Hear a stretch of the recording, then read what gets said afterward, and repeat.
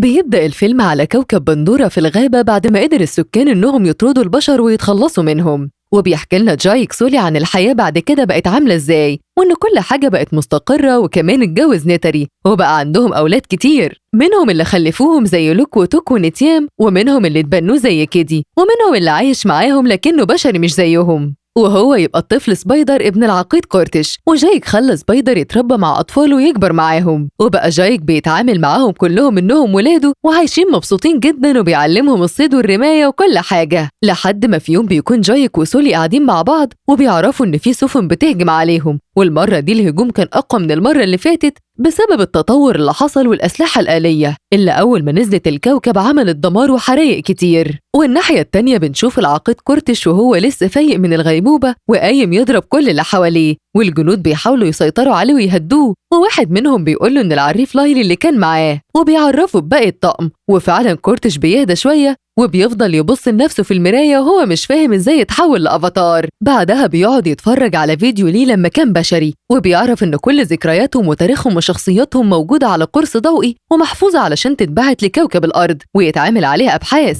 وبيعرفوا ان اللي وراه ده العريف لايل هو كمان قبل ما يتحول، ودلوقتي انتوا الاتنين عندكم ذكرياتنا كبشر ومطلوب منكم تنتقموا للي حصل، وقائمة الانتقام دي على رأسها جايك سولي. والفيديو بيخلص بعدها. بنرجع بعد كده لكوكب بندورة تاني وبنشوف الحرب اللي حاصلة بين سكان الكوكب على التنانين بتاعتهم وبين البشر بالطيارات والمدافع الحديثة، لكن أهل الكوكب بقيادة جايك بيقدروا انهم يقتلوا عدد كبير من البشر، وأثناء المعركة دي بتنفجر طيارة من جيش البشر وبيحصل بسببها إصابة لواحد من ولاد جايك واسمه نتيام، وجايك بياخد باله وبيجري يشيل ابنه وبيخرجه من وسط الضرب ده، وبيرجع بيه بعد كده على المكان اللي فيه القبيلة تاني. وبيكون جايك متضايق جدا من ابنه وبيقوله ان المفروض يكون كشافة ويعرف مكان عربيات العدو من بعيد ويعرف ابوه بيها، لكن اللي حصل غير كده، وانه قرب من الضرب وده عرض اخوه للإصابة، علشان كده بيعاقبه انه ما يطيرش على اي تنين لمدة شهر. بعد كده بنشوف العقيد كورتش وهو معاه الجنود بتاعته بعد ما اتحركوا رايحين علشان يقابلوا الجنرال أردمو، وهي بترحب بيه وبتطلب منه يتمشى معاها شوية، وفي الطريق بتفرجوا على التدريبات والتكنولوجيا المتطورة والآليين اللي بيستخدموهم، وبتقوله إن في خلال السنة اللي فاتت دي عملوا تطور أكتر من 30 سنة كاملة. بعدها بتبدأ تعرفه على المهمة الأساسية ليه هو والفريق بتاعه، وبتعرفوا إن كوكب الأرض بيتدمر خلاص، والحل الوحيد ليهم إنهم يخلوا كوكب بندورة هو الوطن الجديد للبشر.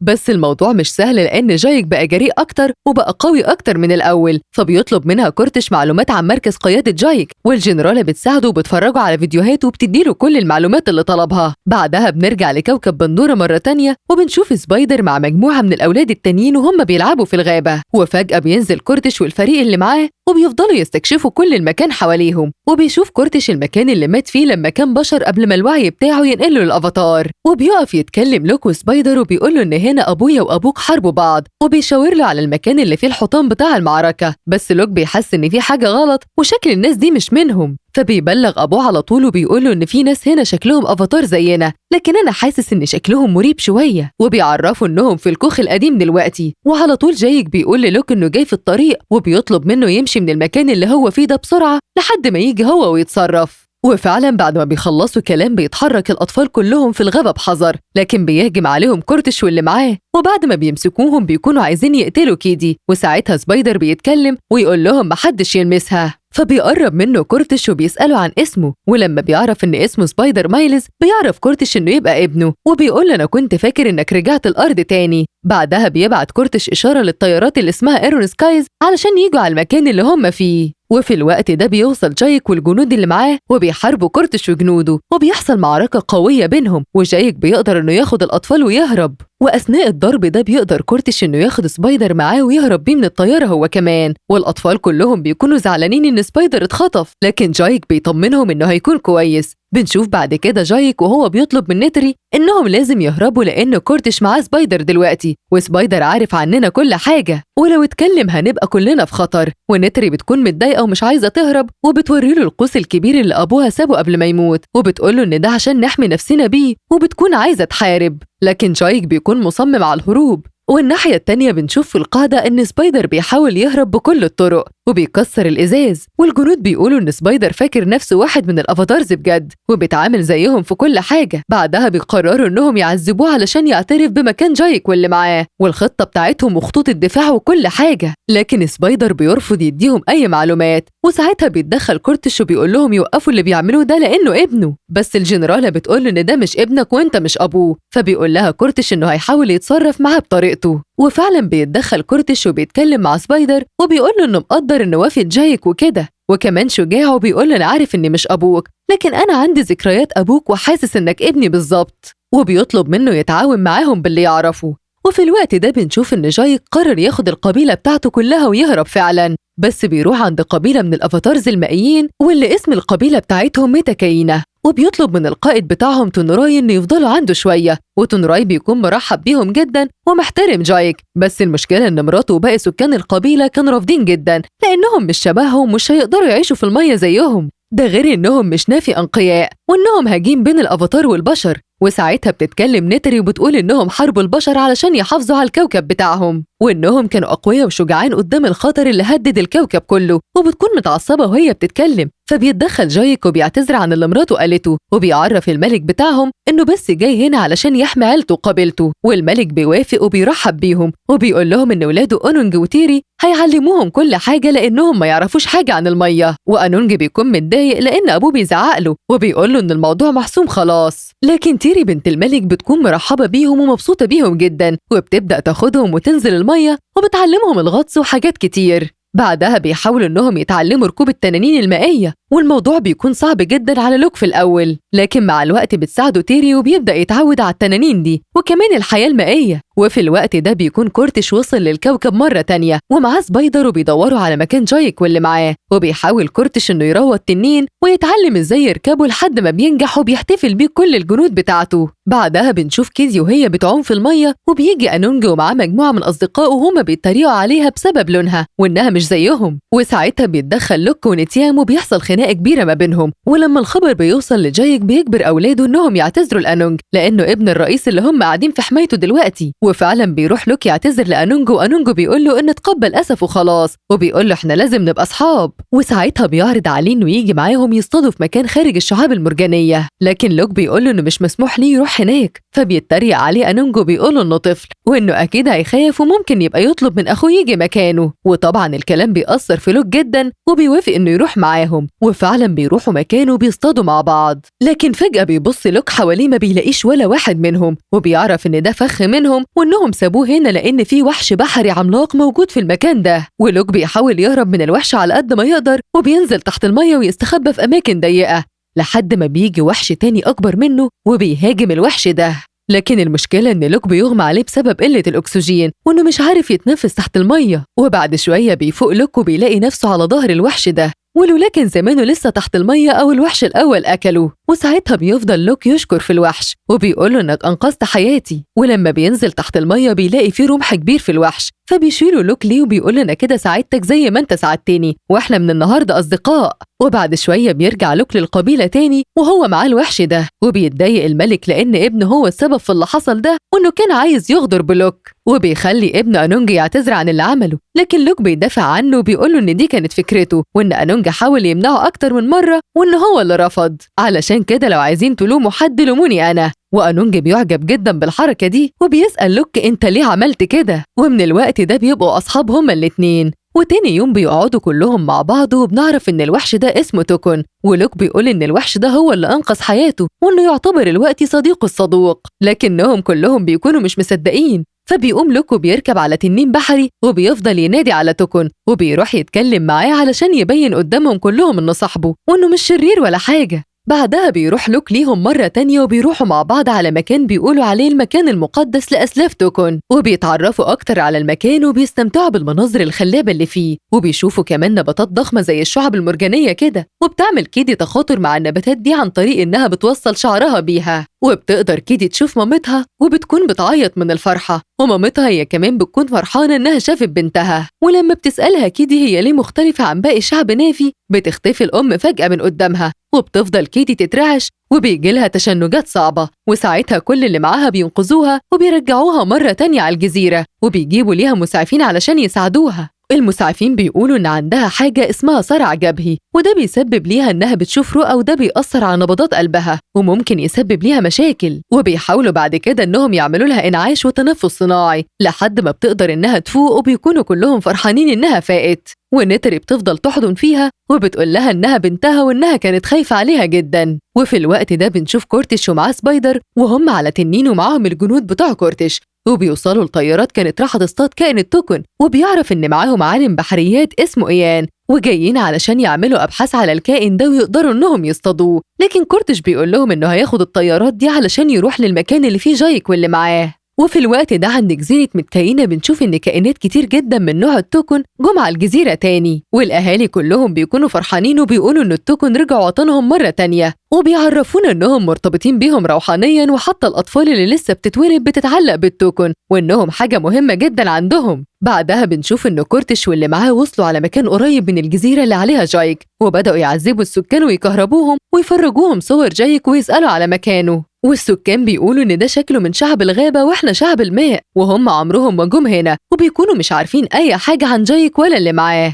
وكورتش طبعا بيكون مش مصدق وبيطلب من الجنود بتوعه يضربوا نار على الوحوش البحرية علشان يخوفوا السكان. ولما بيعمل كده سبايدر بيكون متضايق منه جدا وبيقول لكورتش إن الناس دي ما تعرفش أي حاجة، وبيطلب منه يبطل اللي بيعمله معاهم هو ورجالته. وفعلا كورتش بيوافق، لكنه بيؤمر الجنود بتاعته يحرقوا البيوت بتاعة السكان، وسبايدر بيفضل يعيط وبيعتذر للسكان عن اللي حصل ده. وبعد شوية بيوصل جثة الوحش البحري اللي مات عند الجزيرة اللي عليها جايك والملك، وبيعرفوا إن البشر في مكان قريب منهم وإنهم لازم يلاقوا حل. وفي الوقت ده بيكون لوك مع الوحش توكان اللي أنقذه، وبيقول له إنه عايز يعرف هو ليه منبوذ، فبياخده في مكانه وبيعمل تخاطر بينه وبين الوحش علشان يقدر يعرف ذكرياته. وبيعرف إن الوحش ده كان مشارك في حرب ومات فيها بشر كتير، وأم الوحش ماتت في الحرب دي، فبيفضل لوك يهون عليه ويقول له إنه آسف على اللي حصل ويعتذر له. بعدها بيرجع تاني على الجزيرة، والملك بيكون متعصب جدا بسبب اللي حصل، لأن ممنوع إن حد يعمل تخاطر مع الوحش المنبوذ. وبيقول لبنته تيري إنها خيبة أمله لأنها هي اللي علمت لوك. ولما بيجي لوك يتكلم علشان يقول لهم إن الوحش ده أنقذ حياته وإنه صديقه، الملك بيتعصب عليه وبيقول لهم كلهم يقعدوا، وبيحكي لهم حكاية قديمة عن التوكن لما حاربوا بعض وكانوا فاكرين إنهم بيعملوا كده بدافع الانتقام، لكن الموت جاب موت بعد كده، ومن وقتها وهو منبوذ. وبنرجع بعد كده لكورتش والجنود اللي معاه وهم بيحاولوا يصطادوا واحد من كائنات التوكن بالطيارات والأسلحة اللي معاهم، وبيرموا عليهم قنابل بتصيبهم علشان يخرجوا بره المية،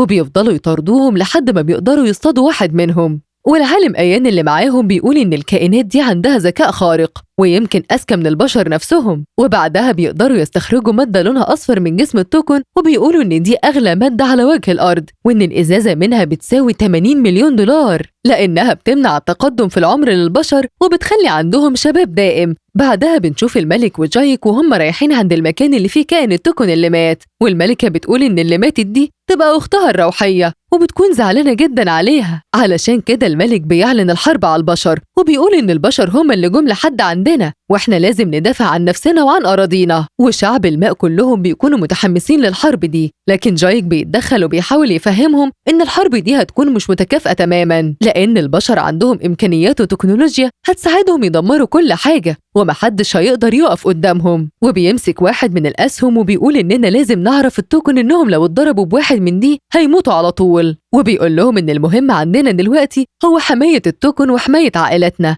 علشان كده الصح إننا نقول لكل التوكن إنهم يمشوا من هنا أحسن. ولوك بيقول لأخوه إنه لازم يتحرك بنفسه ويحذر الوحش المنبوذ، لأن كده كده كلهم بيخافوا يقربوا منه، لكن هو بالنسبة لي صاحبي علشان كده أنا لازم أروح بنفسي وأنقذه. وأخوه نيتيان بيرفض وبيقوله إن ده كده خطر عليك وبيحذره إنه يعمل كده، لكن لوك بيكون مصمم وبيقوله إنه أخوه زيه بالظبط وإنه لازم يمشي يحذره. وفعلا بيروح وبياخد واحد من الوحوش البحرية وبيعوم بيه لحد ما بيوصل للتوكن، وبيلاقيه مصاب بواحد من الأسهم بتاعة الجيش، لكنه بيتفاجئ بإخواته كلهم جايين وراه ومعاهم أولاد الملك، وهناك بيعرفوا إن سفينة كورتش قريبة منهم. ولما الخبر بيوصل لجايك والملك بيقولوا إنهم لازم يتحركوا ويحاربوا علشان ينقذوا أولادهم، وإن مفيش ومفيش قدامهم أي حل تاني خلاص. وفعلا بيتحرك جايك والملك، لكن بيكون كورتش قدر يحدد مكان الأطفال، وبيقول للجنود بتوعه إنه مش عايز يقتلهم وإنه عايز يحوطهم بس لأنهم مهمين بالنسبة ليه وإنه عايزهم أحياء. وفعلا بيقدر جنود كورتش إنهم يعملوا كمين لولاد جايك ويربطوهم بشبكة ويقبضوا عليهم وبياخدوهم على السفينة. ولوك بيحاول يدافع عن نفسه وعن خواته، لكن الجنود بيكونوا أقوى منه. ولما بيتدخل سبايدر وبيقول لهم محدش يأذي أصحابه، بيزعق له كورتش ويقول للجنود ياخدوه بعيد عن هنا. وبيبدأوا الجنود بتوع كورتش إنهم يراقبوا جايك والجيش اللي معاه لحد ما بيقربوا منهم. فبينادي كورتش على جايك وبيقول له إن ولادك معانا، ولو عايزهم أحياء قول للجيش اللي معاك يرجع وتعالى لوحدك، ولو اتأخرت هقتلهم. وجايك في اللحظة دي بيوافق إنه يروح لوحده، برغم إن الملك حذره وبيقوله إن دي حربنا كلنا وهم قتلوا التوكم بتوعنا ولازم يموتوا هنا. لكن جايك بيصمم إنه يروح لوحده علشان يصفي اللي بينه وبين كورتش وينقذ أولاده. وفعلا بيتحرك جايك، لكن كورتش بيكون محضر ليه كمين وبيطلب من الجنود يقتلوه أول ما يقرب. ولحسن حظ جايك إن التوكن المنبوذ بيظهر في الوقت ده وبينط على السفينة وبيهاجم الجنود اللي عليها، وده بيسمح لشعب الماء إنهم يتحركوا في اتجاه السفينة بعد التشتيت اللي حصل من التوكن ده. وبتبدأ معركة قوية جدا بين جيش كورتش وجيش جايك وشعب الماء، ده غير المعركة التانية اللي كانت تحت المية بقيادة كيدي، واللي قدرت تتحكم في النباتات العملاقة اللي عملت معاها تخاطر لما شافت مامتها، وده كان بمساعدة سكان من شعب الماء برضه. وفي الوقت ده بنشوف سبايدر وهو بيراقب اللي بيحصل من على السفينة، وفجأة بيسحب طفاية حريق وبيفضل يضرب في الجنود بتاعة كورتش وبيتحكم في السفينة وبيخليها تتحرك. وبسبب اللي حصل ده بيقدر لوك وتوك ونتيام إنهم يفكوا نفسهم، لكن لوك ونتيام بيقولوا إنهم مش هيمشوا من هنا من غير ما ينقذوا سبايدر. وفعلا بيروحوا يشتبكوا مع جيش كورتش وبيقدروا ينقذوا سبايدر وبينزلوا المية وبيهربوا منهم. لكن لما بيطلعوا بيكتشفوا ان نتيام اتصاب بطلقه وبيحاولوا ينقذوه، لكن للاسف بيموت. وبيكون جايك زعلان جدا على موت ابنه اللي مات، لكنه بيفضل يسال لوك فين اخواتك البنات، وبيعرفوا سبايدر انه عارف مكانهم وانهم لسه على السفينه ولازم نرجع ليهم. ونتري بتكون محطمه وزعلانه على موت ابنها، لكن جايك بيقول لها انهم معاهم بناتنا ولازم ننقذهم احنا الاتنين. وجايك بيروح يطلب من لوكو انه يخلي باله من اخواته لحد ما يرجع. وفعلا بيروح جايك ونتري وبيقتحموا السفينه بتاعه كورتش وبيربطوا فيها قنبله، ولما بيحصل الانفجار بيستغل جايك الفوضى اللي حصلت دي وبيدخل على السفينه مع نتري